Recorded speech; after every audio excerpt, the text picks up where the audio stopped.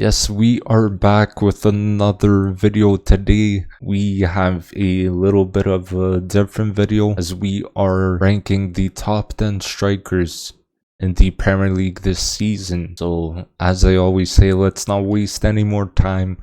Let's get straight into the number 1. We're gonna go Man City's striker Erling Haaland. We obviously know that Haaland has been the best striker in the Prem for the past 2 or 3 years. Ever since he signed, he has been the best striker in the league, and Haaland was injured for quite a bit of the 23-24 season. He still ended up being the top goal scorer in the Premier League, and Haaland ended the season on 27 goals and 5 assists in 31 matches. That is still pretty crazy, and if he was fit in all the games, I'm sure he would have got a positive goal to game ratio for sure. Just like last season, he was pretty crazy, and hands down, in my opinion, the best striker in the Premier League right now. And he is just so good at scoring. It's just incredible. And number 2, we're gonna go with Newcastle striker Alexander Isak. Isak has been the best striker, or second best striker in the Premier League, in my opinion. He has had himself an incredible season with Newcastle. Isak always seemed like a baller to me ever since he played his first ever Newcastle game. I just saw some potential there from him. The way he just dribbles and moves reminds me a bit of Thierry Henry. Isak, he actually placed 3rd in the Golden Boot race with 21 goals. That's very impressive. And his club, Newcastle, just missed out on a European spot, which kind of sucks, but now clubs in the Premier League are going after him after he had a very solid season, and Arsenal are looking at him as well. So honestly, I would love him at striker for us. And in number 3, we're gonna go with Aston Villa striker Ollie Watkins. Ollie Watkins easily gets into the 3rd spot for me. What a player he has been. He has had himself an incredible season for Aston Villa. One of the key reasons why Aston Villa have got Champions League football next season. Placed 4th in terms of top goal scorers in the 23-24 season with 19 goals. He did not only contribute to the team's goals wise, but also assists wise. In that department, he got 13 assists. So I believe he got the most assists in the Premier League, which he won the Playmaker of the Year award for the Prem, and meaning he ended the season with 32 goal contributions in 37 matches. That is very impressive for a striker. Definitely one of the best strikers in the Premier League at this current moment. And then number 4, I went with Bournemouth's Dominic Solanke. Dominic Solanke takes the 4th spot for me, and he has improved massively this season. It's just incredible to see from him going from Liverpool barely getting game time to now being a very good striker at Bournemouth. And last season he only had 6 goals, which isn't the best in 33 matches. But this season those goal scoring numbers have tripled or even quadrupled. He has even ended the season with 19 goals this season. Pretty crazy, being tied in 4th place with Ollie Watkins in the top goal scorers in the league department. And he played a big role in his team finishing in the best ever points tally in the Premier League as well, with 48 points. And it's great seeing Solanke having the best season of his career after not doing too well the past few seasons, and hopefully he continues to improve. And next season, hopefully we see him get even more goals, which would be great for his development and just overall a great watch seeing a player improve. And then number 5, we have Tottenham's Heung-min Son. Heung-min Son definitely deserves to be in the top 5. He is the 5th best striker in the Premier League this season, in my opinion. Since Harry Kane left to Bayern, Son has now moved into the striker role for more games, and Son has had himself a pretty decent season, getting 17 goals and 10 assists in 35 matches. That is pretty good, honestly. And he is once again in the top goal scorers list for the Premier League, and he placed in 9th, which is pretty good, I would say. And he contributed 27 times with goals from himself and even assisting others as well. Always a key player in Tottenham's squad, and in my opinion, the best player at the club right now. And one thing that still hurts for me is that he missed on purpose, I believe, versus City, but it is what it is. What can we do? And in number 6, we have actually a surprising one.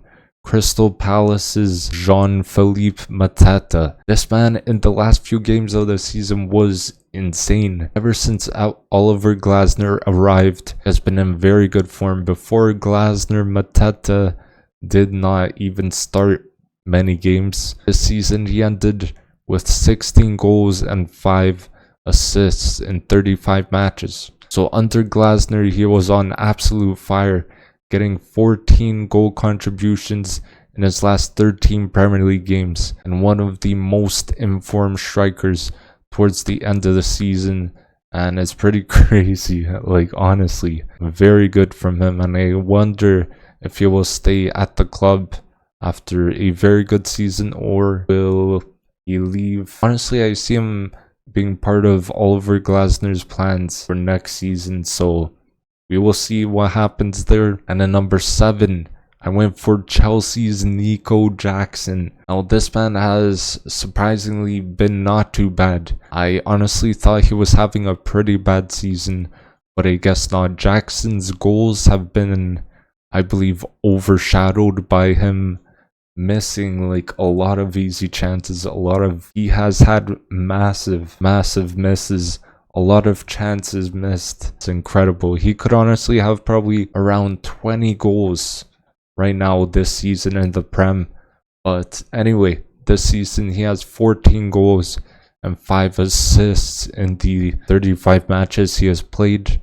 And I myself didn't even know he ended the season with 19 goal contributions, which is pretty good for his first season in the Premier League. So now Poch has left Chelsea, so he will have to play under Enzo Maresca, and it should be interesting to see on how like Enzo Maresca decides to use Jackson, or even if he decides to start him. We will see next season. And then number 8, I went with Liverpool's Darwin Nunez. A lot of people have been criticizing him, honestly. Loads of Liverpool fans want him to hit numbers like Suarez. Nunez has been one of the best strikers in the league, in my opinion. He has had 11 goals and 8 assists in his second season for Liverpool, and that is honestly not too bad. But obviously fans want him to perform better. He is playing for a big club, so people expect more goals from him since he's playing for Liverpool.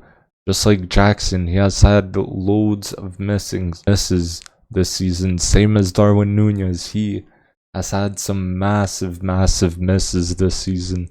But now with Klopp leaving and Arne Slot coming in, I feel like Slot could possibly get the best out of him. We would have to see until next season, and maybe in 2 seasons time if Nunez is still at the club.